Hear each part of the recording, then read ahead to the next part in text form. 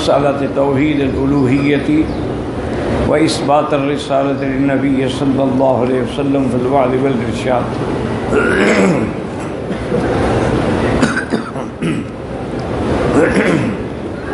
الحمد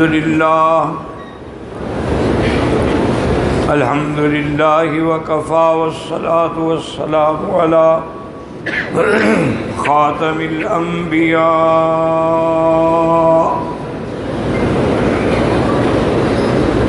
سیدنا وحبیبنا محمد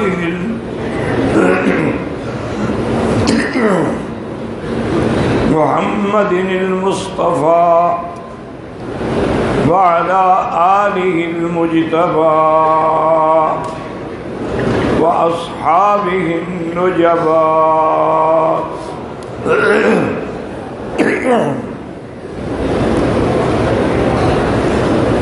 اللهم صل على سيدنا محمد النبي الأمي الهاشمي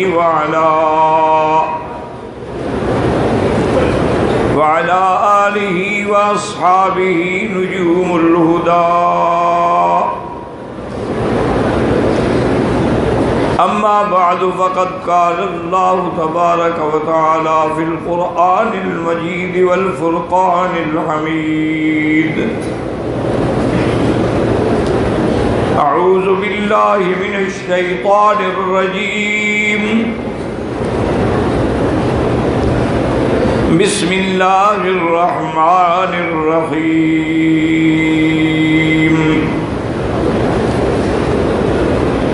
الله لا إله إلا هو الحي القيوم لا تأخذه سنة ولا نوم. قال النبي صلى الله عليه وسلم: بني الإسلام على خمس: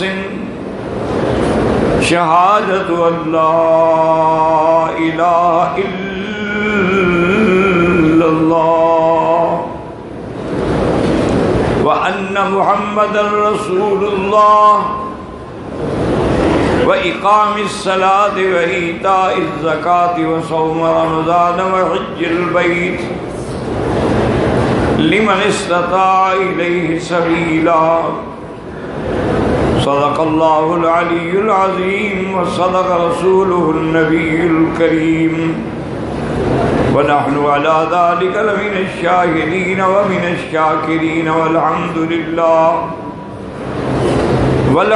لله رب العالمين. رب اشرح لي صدري ويسر لي أمري واحلل عقدة من لساني يفقهوا قولي. رب زدني علما سبحانك لا علم لنا إلا ما علمتنا إنك أنت العليم الحكيم. برادران اسلام، واجب الاحترام بزرگوں، دوستوں، بھائیوں، عزیز نوجوانوں، اللہ کے کلام مقدس میں سے ایک آیت مبارکہ اور آقا انعامدار حبیب کبریاء سیدنا محمد مصطفیٰ وعلی آلہ واصحابہ وسلم تسلیما کثیرا کثیرا کہ فرامین مبارکہ سے ایک حدیث تلاوت کی ہے. دعا فرمائیں کہ اللہ تبارک و تعالی اس عاجز کو مالاحل صحت، عافیت کاملہ دائمہ عاجلہ اور حق بات بیان کرنے کی توفیق عطا فرمائیں. آپ کو حق سننے سمجھنے کی، ہم سب کو حق پر چلنے کی توفیق عطا فرمائیں. پروردگار عالم تمام آنے والوں کی حاضری، زیارت، عبادت، حج، صدقات، خیرات منظور و مقبول فرمائیں. اور اللہ تبارک و تعالیٰ اپنی رحمت سے تمام عالم میں جو مسلمانوں پہ ظلم ہو رہا ہے اس سے ان کو نجات عطا فرمائیں، اور مسلمانوں کی جان مال آبرو عزت کی حفاظت فرمائیں۔ میں نے کل عرض کیا تھا مسئلہ توحید کے بارے میں، ذرا توجہ کے ساتھ ٹھنڈے دل سے سمجھیں کہ ایک ہے توحید ربوبیت۔ کیا معنی کہ ہم اپنے اللہ کو رب مانتے ہیں، خالق مانتے ہیں، مالک مانتے ہیں، زمین و آسمان کے بنانے والا مانتے ہیں، رزق دینے والا مانتے ہیں، برسات کرنے والا مانتے ہیں، کھیتیاں اگانے والا، یہ توحید ربوبیت ہے۔ یہ سب مانتے ہیں، کافر بھی مانتے ہیں۔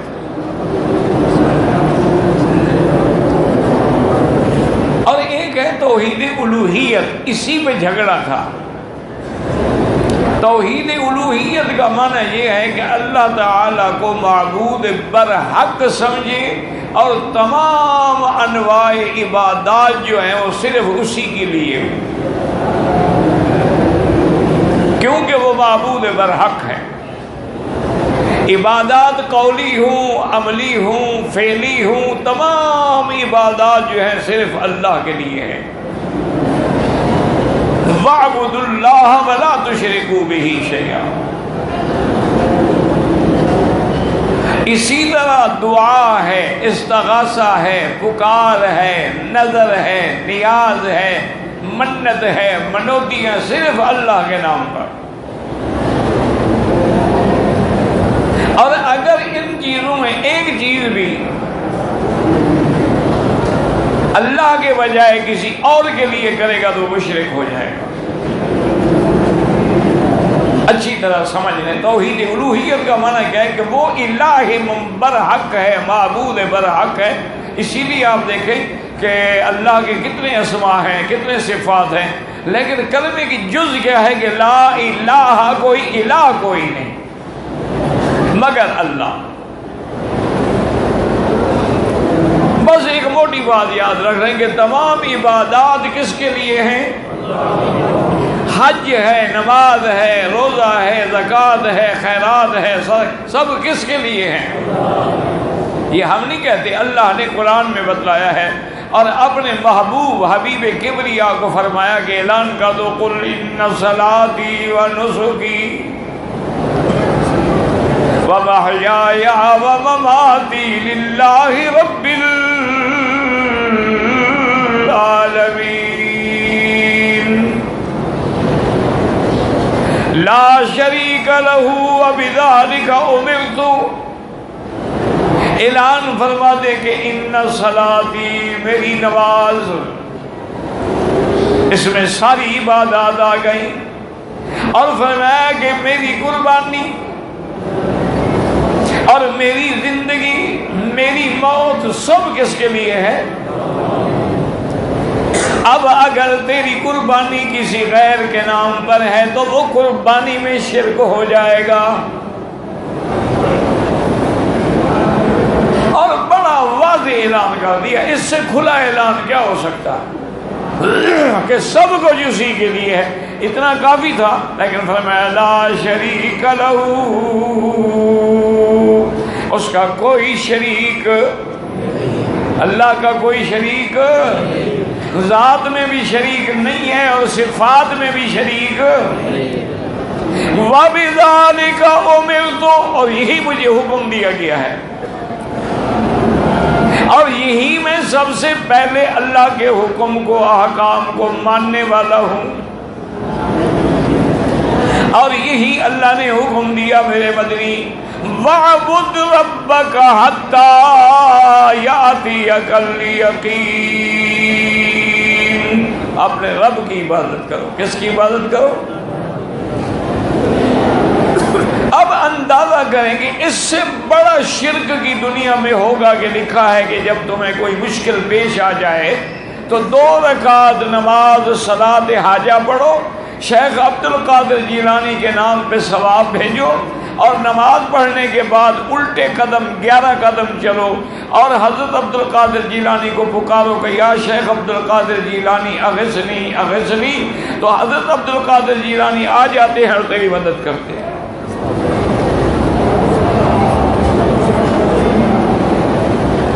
آپ نے قدم قدم پہ سنا ہوگا کہ یا علی مدد، اس سے بڑا کوئی شرک ہے؟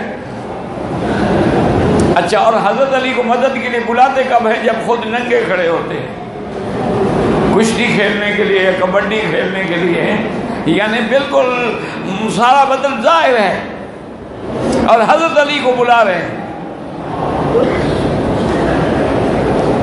اور خدا کے لیے، اللہ کے لیے بات سمجھے، ان باتوں کو چھوڑیں کہ مولوی مکی کہتا ہے یا مولوی مدنی کہتا ہے یا حنفی کہتا ہے یا شافعی کہتا ہے یا کوئی سروری کہتا ہے، سہروردی کہتا ہے، قادری کہتا ہے، چھوڑیں ان باتوں کو۔ اللہ نے تمہیں کعبے میں بٹھایا ہے، اللہ نے تمہیں حج نصیب فرمایا ہے اور باوضو بیٹھے ہو، مسجد الحرام میں بیٹھے ہو، اب بھی اگر تمہیں مسئلہ سمجھ نہ آئے تو پھر اللہ سے دعا کرو کہ اللہ تیرے سینوں کی اور تیرے دلوں کی زنگ جو ہے وہ اتار دے اور مہریں ہٹا دے۔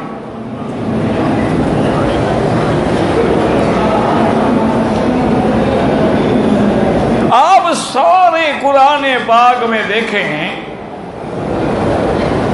کہ جب بھی کسی پیغمبر کو مشکل پیش آئی تو کس کو پکارا؟ ہاں جی، سیدھی بات تو کرو نا، اقرار تو کرو نا۔ آدم علیہ السلام پہ مشکل پڑی، کس کو پکارا؟ ربنا ظلمنا انفسنا وان لم تغفر لنا وترحمنا لنكونن من الخاسرین۔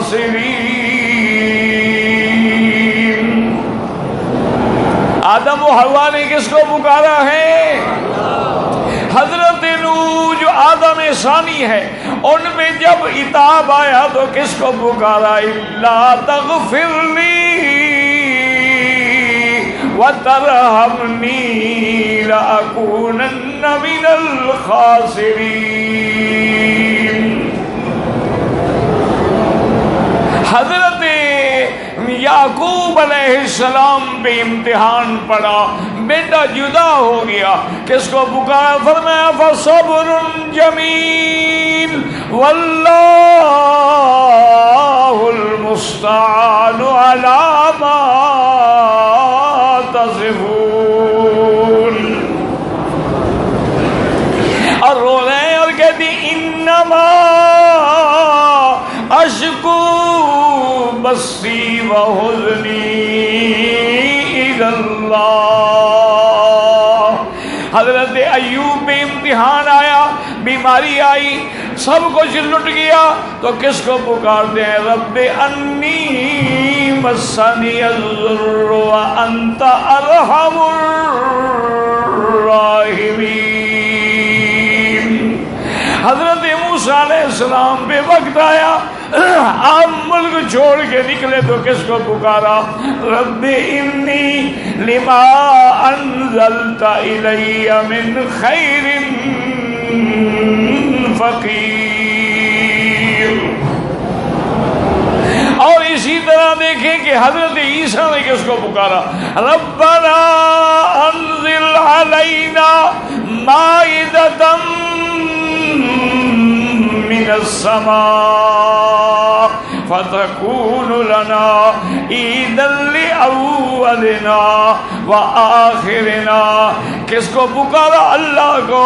اور میرے مدنی رحمت دو عالم امام الانبیاء والمرسلین پہ جب تکلیفوں کے پہاڑ ٹوٹے تو کس کو پکارا؟ اللہم الیک اشکو ضعف قوتی وقلت حیلتی وہوانی علی الناس۔ اب اللہ کے حرم میں ہو، بالکل دماغ صاف کر لو، ان تمام انبیاء نے مشکل میں، مصیبت میں کس کو پکارا؟ تو تم پکارو یا معین الدین چشتی مدد کن، اور پھر کہو ہم مسلمان بھی ہیں، بگرداب بلا افتاد کشتی، مدد کن یا معین الدین چشتی، اور یا شیخ عبد القادر جیلانی شیئا للہ، یا غوث اعظم، یاد رکھو کوئی غوث یا غوث اعظم نہیں، صرف اللہ کی ذات غوث ہے۔ سارے انبیاء نے، اب دیکھیں کہ اللہ کے فرشتے اللہ کی دربار میں ہیں، اور توحید سیکھو، 1 کروڑ حج کر لو، اور اگر قبروں پہ سجدہ کرتے ہو، غیروں کی منت مانتے ہو، چڑھاوے چڑھاتے ہو، قبروں پہ غلاف ڈالتے ہو، حسین کے نام کی سبیلیں لگاتے ہو، دینے کا فائدہ بھی نہیں ہوگا۔ اس کا تو پہلا سبق یہ ہے کہ لبیک اللہم لبیک لبیک لا، نہیں ایمان سے کہہ پڑھا تھا لا شریک لک، یہ اقرار کیا تھا مکے میں بھی، مینا میں بھی، عرفات میں بھی، مزدلفہ میں بھی، لبیک اللہم لبیک لبیک لا شریک لک لبیک۔ اور یہ علماء کو پتہ ہے، حدیث میں آتا ہے جب حاجی کہتے ہیں لبیک اللہم لبیک، اس کی آواز جہاں تک جاتی ہے ولا مدر ولا شجر ولا حجر، کوئی مٹی کا ڈیلا، کوئی درخت، کوئی دیوار، کوئی پتا، جہاں آواز پہنچی ہے وہ بھی سب کہتے ہیں لبیک اللہم لبیک۔ اللہ نے فرمایا حاجی اپنے ملک سے چلو تو لبیک، جدے میں اترو تو لبیک، مکے میں آؤ تو لبیک، مینا میں جاؤ تو لبیک، عرفات مزدلفہ میں بھی لبیک، تاکہ قیامت والے دن یہاں کا ذرہ ذرہ گواہی دے کہ مولا تیرے بندے نے توحید کا اقرار کر لیا تھا۔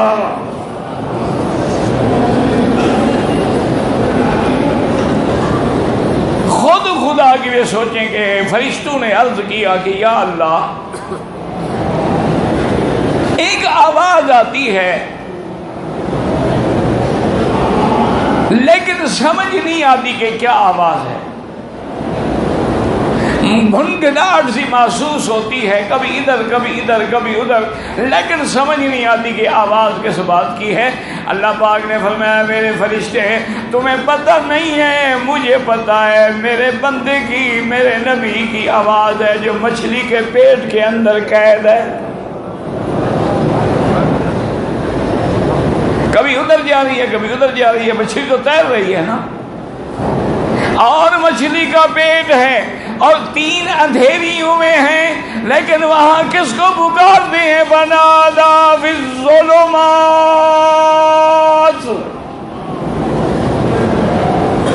اللہ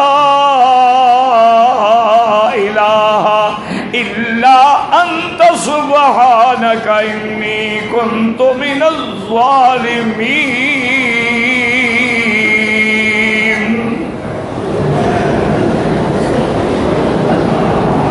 ایمان سے کہیں کہ حضرت یونس نے کس کو پکارا ہے؟ اور اس دریاؤں کے اندر ہیں، 3 اندھیریوں میں ہیں، ان کی فریاد سننے والا کون؟ اقرار تو کر لو۔ یونس نے آدم کو بھی نہیں پکارا، پیغمبروں کو بھی نہیں پکارا، نبیوں کو بھی نہیں پکارا، فرشتوں کو بھی نہیں پکارا، کس کو پکارا؟ لا، ایک دفعہ دل سے پڑھ لیں، لا الہ الا انت سبحانک انی کنت من الظالمین۔ آگے دیکھیں اللہ فرماتے ہیں فاستجبنا لہ ونجیناہ من الغم، ہم نے حضرت یونس کی دعا سن لی اور قبول بھی کر لی، اور اس کو اس مصیبت سے نجات بھی عطا کر دی۔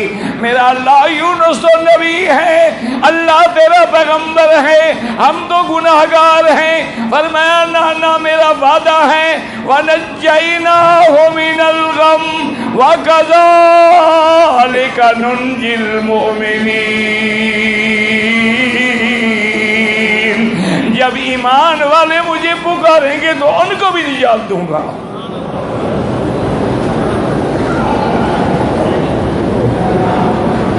اب دیکھیں گے جنگ احد کا میدان ہے، دندان مبارک شہید ہو گئے محمد مصطفیٰ کے۔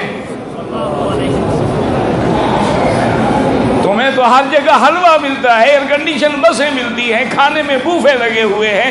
محمد مصطفیٰ رحمت اللہ علیہ انہی پہاڑیوں میں، انہی وادیوں میں، طائف سے آتے ہوئے عرفات کی وادیوں میں، علی تیمہ کی وادیوں میں گزرتے ہیں، پاؤں خون سے بھر گئے ہیں، جوتا پاؤں میں جم گیا ہے۔ اللہ کے نبی نے باغ دیکھا تو بیٹھ گئے، اور اس وقت دعا کیا کرتے ہیں؟ اللہم، اس کو پکارتے ہیں۔ اللہم کا معنی بھی آتا ہے، کیا ہوتا ہے؟ یا اللہ۔ اللہم کا کیا معنی ہے؟ یا اللہ۔ اور دیکھیں پیغمبر توحید دیکھیں، حضرت ابراہیم ہیں، کہتے ہیں علیہ السلام۔ اللہ اکبر، اللہ اکبر۔ حاجیو، اللہ کا کتنا بڑا کرم ہے کہ آج آپ بنائے خلیل میں بیٹھے ہیں، آج آپ کعبے میں بیٹھے ہیں، جو مرکز ہدایت بھی ہے، مرکز رحمت بھی ہے، مرکز برکت بھی ہے، اور سارے انبیاء کا کعبہ بھی ہے، اور اول کعبہ بھی ہے، اور جس کی اللہ نے قرآن میں قسمیں کھائی ہیں کہ لا اقسم بہذا البلد۔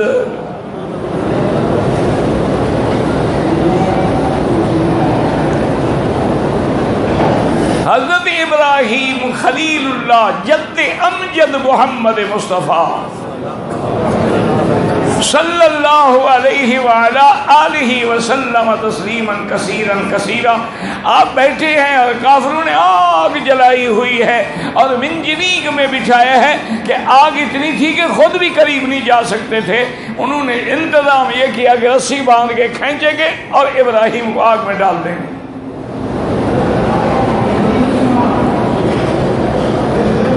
جو چیز مفت مل جائے نا اس کی قدر نہیں ہوتی۔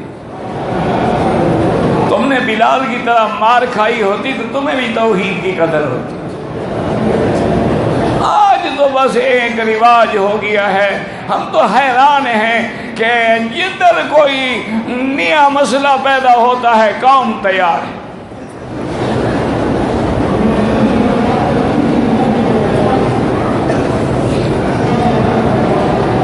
اور جانتے ہیں کہ یہ بات جھوٹ ہے لیکن پھر بھی پیچھے ہیں۔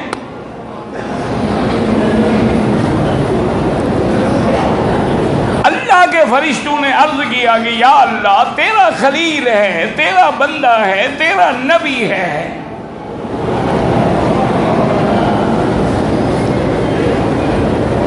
اور ظالموں نے آپ کے کپڑے بھی اتار دیے۔ اسی لیے میرے مدنی پاک نے کہہ دو صلی اللہ علیہ وسلم، جب حضور کا نام آئے درود شریف پڑھ لیا کرو۔ وہابی کچھ نہیں کہتے نہیں، ایمان سے کہیں، مکے میں بیٹھے ہو، جب سے کسی وہابی نے روکا ہے تمہیں درود نہ پڑھو، وہ کہتے ہیں غلط نہ پڑھو۔ درود سے منع نہیں کرتے، یہ تیرے اپنے جو میڈ ان انڈیا اور میڈ ان پاکستان درود ہیں ان سے وہ منع کرتے ہیں۔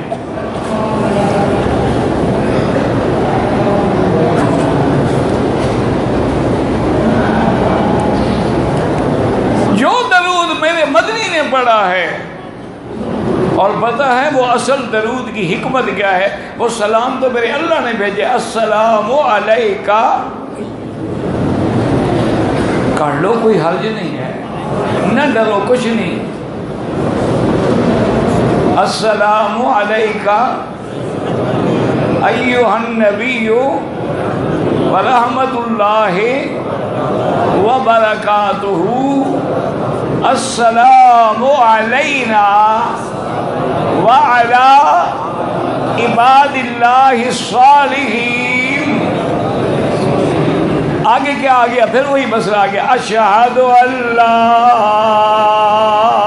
الہ الا اللہ واشہد ان پڑھ لو، کیوں ڈر گئے؟ محمدن خلیلہ، اسی طرح پڑھتے ہو، رسولہ حبیبہ، اسی طرح پڑھتے ہو نماز میں؟ کیا پڑھتے ہو؟ نہیں، انڈیا پاکستان میں کیا پڑھتے ہو؟ بنگلہ دیش میں، عرب میں، عجم میں، یورپ میں نماز میں کیا پڑھتے ہو؟ اشہد ان محمدن، یعنی نماز میں تو کہتے ہو ان محمدن عبدہ ورسولہ، اور سلام دے کے کہتے یا رسول اللہ آپ نے ہمیں بلایا ہے، آپ کرم فرمائیں۔ حضور نے ان کو خط لکھا ہے نا، جب پیر جھوٹ بولتے ہوں تو ان بیچاروں کا یا میرا یا آپ کا کیا قصور ہے؟ جب پیر کہتے ہوں کہ حضور نے مجھے فرمایا ہے کہ میں نے تیرے ادارے میں آنا ہے، میری ٹکٹ کا انتظام بھی تم نے کرنا نہ، ایمان سے کہو حضور جب معراج پہ گئے تھے تو اسی مولوی صاحب نے ٹکٹ بھیجی تھی؟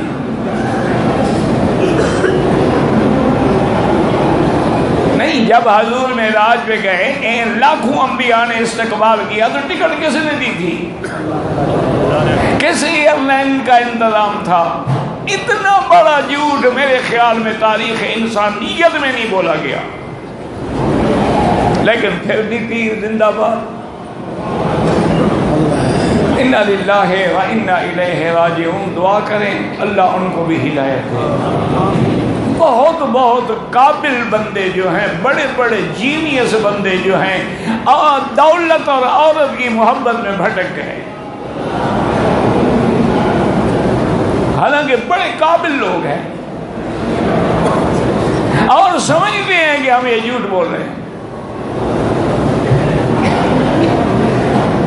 اب دیکھیں کہ سب حضور پاک نے، رحمت دو عالم نے، اور یہ بھی مسئلہ سمجھ لو، یہ مسئلہ بنا لیتے ہیں نا جی، اور جی نماز میں کہتے ہو نا السلام علیکا، تو حضور حاضر ناظر ہو گئے نا، پھر نماز تو حضور کی ہو گئی، اللہ کی تو نہ رہی۔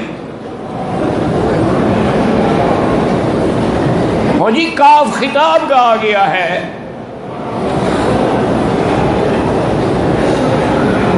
اگر فرعون نے قرآن میں موجود ہے کہ موسیٰ علیہ السلام کو کہا تھا نا الم نربک فینا ولیدا، الم نربک، کاف خطاب ہے، اب ہم جب قرآن پڑھیں گے تو اسی طرح پڑھیں گے یا بدل دیں گے؟ مطلب یہ ہوا کہ قرآن وہی ہے، بات وہی ہے، ہم تو نقل کر رہے ہیں۔ اسی طرح اللہ نے فرمایا میرا مدنی آپ کی امت کو نماز دی ہے، ان کو معراج تو نہیں مل سکتا، لیکن معراج والی حکایت جو ہے وہ ہر نماز میں دہراتے رہیں تاکہ تیرا معراج قیامت تک زندہ رہے۔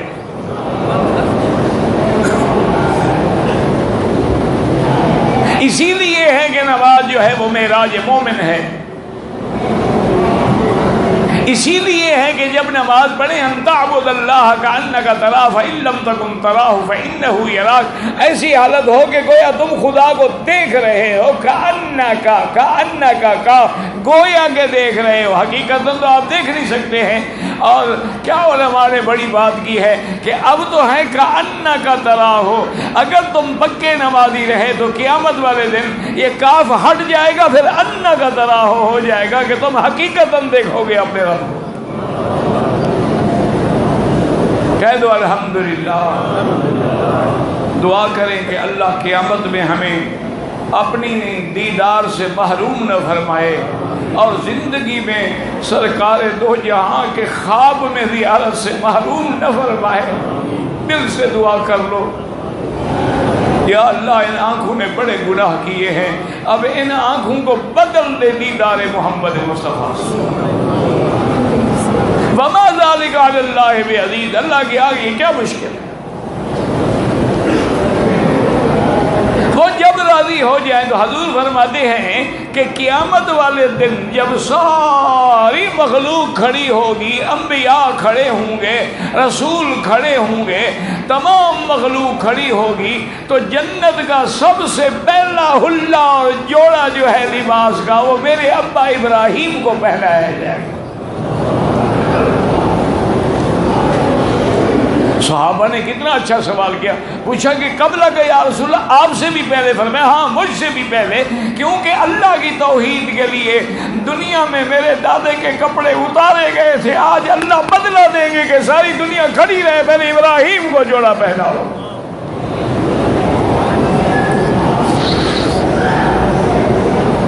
خدا کے لیے مسلمانوں کعبے میں بیٹھے ہو، کچھ کعبے کا لحاظ کرو۔ آج اللہ تمہیں وہاں لے آیا ہے جس شہر میں محمد مصطفیٰ پیدا ہوا ہے، جس شہر میں حضرت جبریل آیا ہے، جس شہر میں حضور نے ہجرت فرمائی ہے، جس شہر میں حضور نے طواف فرمائے ہیں، جس شہر میں حضور نے صفا پہ دوڑے ہیں اور اعلان کیے تھے کہ لا الہ الا اللہ وحدہ صدق وعدہ نصر عبدہ ہزم الاحزاب وحدہ لا شیء قبلہ ولا شیء بعدہ۔ ساری توحید تو صفا پہ کھڑے ہو کے حضور نے سمجھا دی۔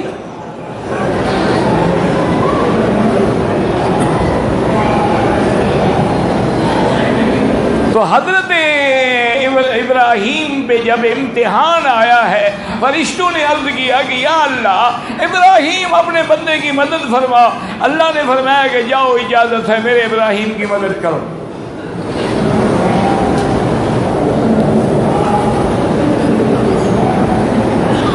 فرشتہ آیا، آ کے عرض کیا کہ ابراہیم الخلیل، اللہ نے مجھے پہاڑوں پہ مقرر کیا ہے اور اتنی طاقت دی ہے کہ میں پہاڑوں کو چاہوں تو ملا دوں، اگر آپ حکم کریں تو آپ کے دشمنوں پہ پہاڑ ڈال دوں۔ حضرت خلیل نے فرمایا آپ جاؤ اپنا کام کرو، مجھے آپ سے کوئی غرض نہیں۔ سارے فرشتے آتے رہے، آخر میں حضرت جبریل آئے کہ یا ابراہیم الخلیل، میں تو اللہ اور آپ کے درمیان میں رسول ہوں، واسطہ ہوں، قاصد ہوں، آپ مجھے تو حکم دیں۔ فرمایا جبرائیل مجھے تیری بھی کوئی ضرورت نہیں۔ ہمارے مسلمان تو جناب کہتے ہیں جی میں پیر کی مزار پہ بیٹھا تھا کہ مجھے آواز آئی۔ کبھی پتہ بھی ہے تمہیں کہ آواز کس کی ہوتی ہے؟ گمراہ کو مزید گمراہ کرنے کے لیے شیطان دھوکے دیتا اور بندہ سمجھتا ہے قبر والے سے آواز آ رہی ہے۔ حضرت عبد القادر کو دھوکہ دیا جیلانی رحمت اللہ علیہ کو، فرماتے ہیں میں تہجد پڑھ رہا تھا، ایک درخت کے نیچے سارا درخت منور ہو گیا، روشنی پھیل گئی اور آواز آئی کہ جاؤ عبد القادر، آج کے بعد تمہیں میں نے اپنی شریعت کی تمام تکلیفیں معاف کر دی ہیں۔ میں نے سلام پھیرا اور کہا اعوذ باللہ من الشیطان الرجیم۔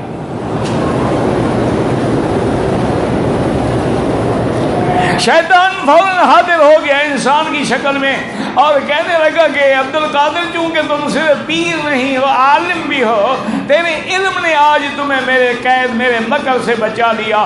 آپ نے فرمایا لا حول ولا قوت الا باللہ العلی العظیم، مجھے علم نے نہیں، مجھے اللہ نے بچایا ہے، ورنہ کئی عالم گمراہ ہو گئے، معتزلی بن گئے، کرامیہ بن گئے، قدریہ بن گئے، مشبہہ بن گئے، کئی لوگ جو ہیں علم والے قادیانی بن گئے، کئی لوگ جو ہیں اہل بدعت بن گئے، کئی لوگ جو ہیں رافضی بن گئے، کئی لوگ جو ہیں دین کی پٹری سے اتر گئے، بڑے بڑے علم والے، یعنی فحول العلماء، اتنا بڑا علم تھا ان کا، علم دیکھو تو ٹوپی گر جائے، لیکن گمراہ ہو گئے۔ علم نہیں بچاتا، بچانے والا کون ہے؟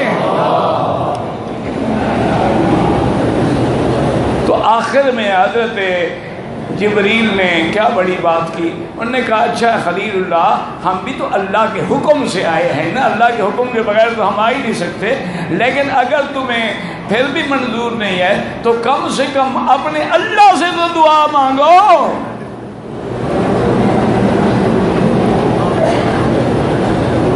یہ توحید ہے۔ حضرت خلیل مسکرائے اور فرمایا جبرائیل پہلے مجھے یہ بتاؤ جو کچھ ہو رہا ہے اللہ جانتے ہیں؟ دیکھ رہے ہیں؟ انہوں نے کہا دیکھ رہے ہیں، جانتے ہیں۔ انہوں نے کہا جب وہ جلانے پہ راضی ہیں تو خلیل بھی مرنے پہ راضی ہے، جو جانتا ہے اس کو کہنے کی کیا ضرورت ہے، جو دیکھ رہا ہے اس کو جتلانے کی کیا، احسان کروں گے میں اپنی جان دے رہا ہوں۔ اگر اگر آج جلیل میرے جلانے پہ راضی ہے تو خلیل جل جانے پہ راضی ہے. اسی کا نام توحید ہے. توحید حلوے کھانے کا نام نہیں ہے. توحید 11ویں کے دودھ پینے کا نام نہیں ہے. عرس منانے کا نام نہیں ہے. امام جعفر کے کونڈے کھانے کا نام نہیں ہے. توحید تو اللہ کے راستے میں مٹ جانے کا نام ہے. اب دیکھو جب خلیل نے توحید پہ ثابت قدمی دکھائی پھر اللہ نے کتنا بڑا انعام دیا کہ جب حضرت ابراہیم الخلیل کو آگ میں ڈالا گیا تو اللہ قرآن میں فرمایا قُلْنَا يَا نَارُ كُونِي بَرْدًا وَسَلَامًا عَلَىٰ إِبْرَاهِيمَ. اب اللہ نے فرشتوں کو نہیں فرمایا کہ جا کے آگ کو کہہ دو یا جاؤ آگ کو ٹھنڈا کر. فرمایا نہ میرا خلیل میرے سوا کسی کی نہیں سنتا تو اس کے لیے ہم حکم بھی خود جاری کریں گے.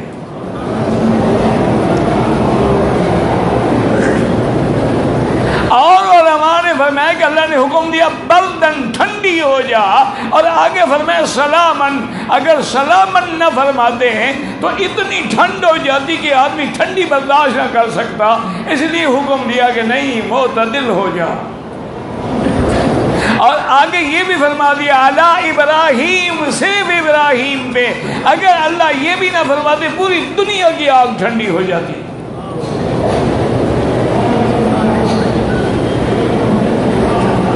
اب دیکھیں شان کے جو سب سے بڑا دشمن تھا نا نمرود جس کے حکم پہ یہ الاؤ جلائے گئے تھے وہ محل کی چھت پہ کھڑا ہے اور اپنی بیگم سے ہنسی مذاق کر رہا ہے. دیکھو آج میرا دشمن آگ میں جل گیا.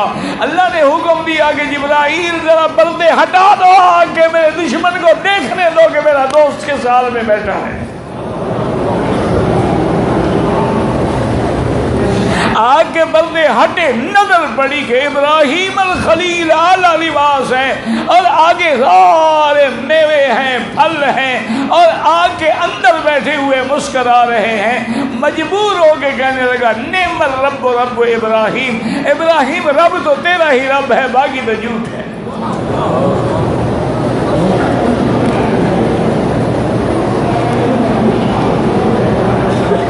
اور اسی طرح سے سارے قرآن پاک میں نظر ڈالیں کہ جب بھی کسی نے پکارا ہے کس کو پکارا ہے؟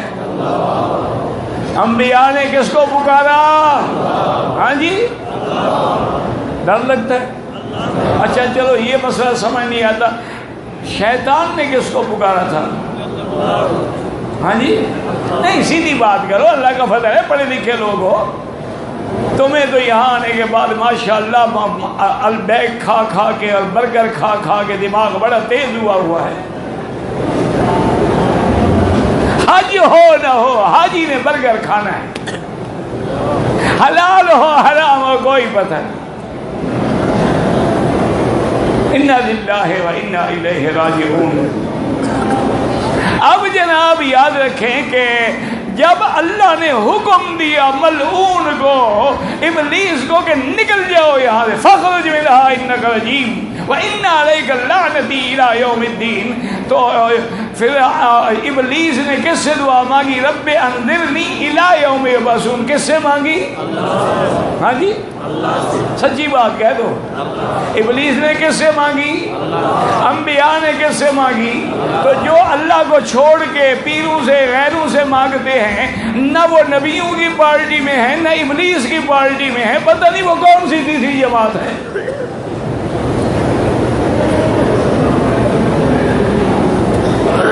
دیکھو جی کتنی بڑی بات ہے کہ ابلیس کہتا ہے رب انذرنی اللہ مہلت دے دے. اور مہلت بھی اس لیے دے دے میں تیرے بندوں کو گمراہ کروں گا. لآتینہم من بین ایدیہم ومن خلفہم وعن ایمانہم وعن شمائلہم ثم لا تجد اکثرہم شاکرین. میں آگے سے بھی پیچھے سے بھی دائیں سے بھی بائیں سے بھی گمراہ کروں گا. اور امام نے لکھا کہ بدبخت نے 4 جہتیں ذکر کی ہیں لیکن 2 جہتیں ذکر نہیں کی ہیں. کہا آگے پیچھے دائیں بائیں نیچے اوپر نہیں کہا.